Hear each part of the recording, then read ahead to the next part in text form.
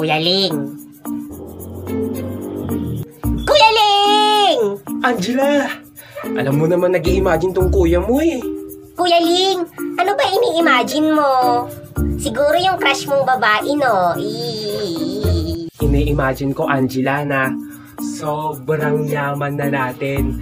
Tapos, sobrang kinis na tong mukha ko. Kuya, parang imposible naman yon. Parang hindi naman magkakatotoo yon. Hayaan mo na, Angela. At least sa imagination, mayaman tayo. Tapos, makinis ako. O, diba? Libre lang naman mangarap. Ling!